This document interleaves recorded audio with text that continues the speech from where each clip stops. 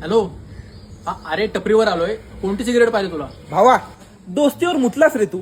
तुला एवढं साधं माहिती नाही आपले मित्र कुठली सिगरेट ओढतात ते. आणि हा, 2 सिगरेट घेऊन ये, 2. एक मला आणि एक कुंद्याला. अरे मी सिगरेट ओढत नाही, त्याच्यामुळे मला सिगरेट मधलं काय कळत नाही. हा ठीक आहे आणतो सर.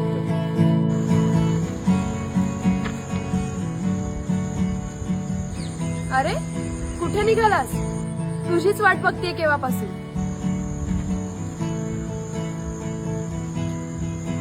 हा बोल ना. अरे किती घाबरतोस मला. मी काय तुला खाणार नाहीये. आणि तसं पण माझा राग म्हणजे उत्तर नसलेला प्रश्न आहे ना तुझ्यासाठी. तू काय कवी आहेस काय? नाही ते.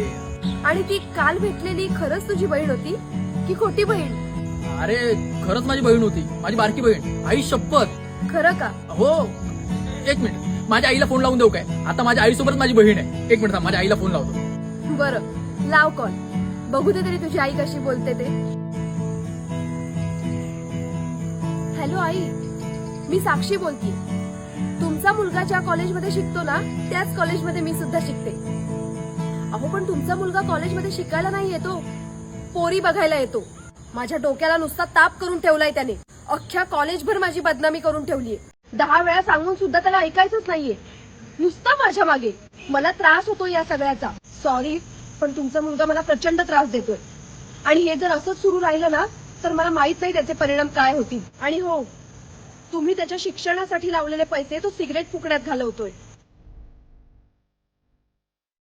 चुकीचं केलं साक्षी. वा, म्हणजे तू करतोस ते बरोबर आणि मी करते ते चुकीचं.